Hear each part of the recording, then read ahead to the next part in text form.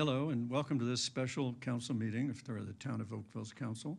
It's July 29th, 6:30 p.m. and we have quorum. Madam Clerk, I understand we have regrets from a couple members.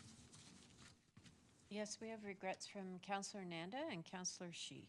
Thank you, and I expect Councillor Knoll is, there he is, he's joining us as we begin.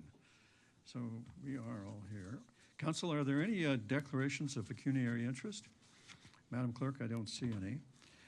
Council, before I ask you for a resolution to resolve into a closed session, I'd like to call on the CAO, Ms. Jane Closey, for a few remarks.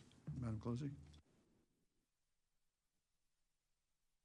Mayor, members of council, as you're aware, the purpose of the meeting is tonight is really to provide you a confidential briefing on the transit-oriented community program that we've been involved in the last while. But I did want to provide you some public remarks before we moved into camera. As we've shared previously, this is a provincially driven mandate. It was not requested by the town, as you're well aware of, and it is not controlled by the town. This is a process that the province has introduced and is leading us through. So according to the province, the transit-oriented community program is to build a mixed-use community that brings affordable housing and jobs within a short distance of a transit station. So as requested by the province, the town staff have been providing technical comments and continue to share all the work that's been done on Midtown, including all of the public consultation and programs that we've had over the last quite a while now. We will be providing the balance of our update in the closed session, so I won't say too much more on the process.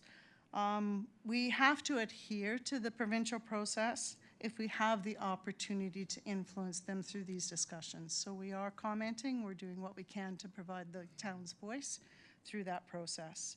I do recognize that the concerns of the public and the transparency, or the lack of transparency in the process, it's not a process we would have recommended to council, and we are providing to the province a strong indication that public engagement certainly needs to be a strong part of this process, and so we're conveying that information to the province.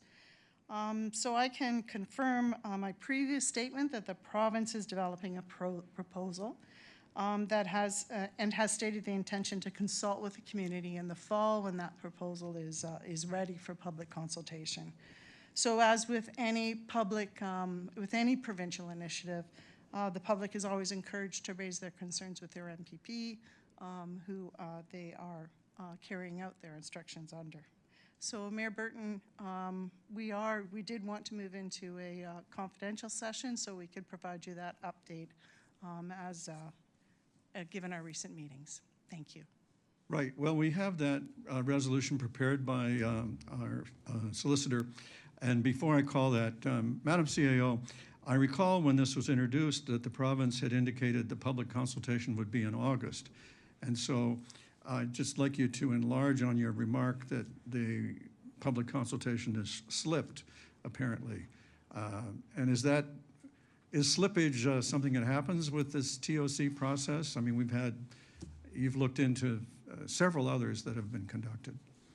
Yes, I don't think it's uncommon for this type of a process. It was already an expedited process, I think, that they were on.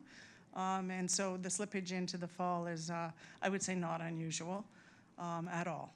Okay. But they have, in the letter that they had sent us in May, you're right, they had indicated August, but they have recently indicated it would be into the fall. Okay. Well, you know, there's an old saying about how plans don't survive contact with reality. So maybe that's what's going on here. Council, the motion to resolve into closed session is a piece of art. It's got to cover a lot of bases, so listen carefully as I read along. That council resolve into a closed meeting session for the purpose of litigation or potential litigation, including matters before administrative tribunals affecting the municipality or local board, and advice that is subject to solicitor-client privilege, including communications necessary for that purpose, in addition to information explicitly supplied in confidence to the municipality or local board by Canada, a province or territory, or a Crown agency of any of them, with respect to item 3.1, provincial transit-oriented TOC process. And Council, you'll recognize that these are all as set out in the Municipal Act to permit a session closed to the public. We need a mover and seconder for this. Councillor Adams and Councillor Knoll, thank you.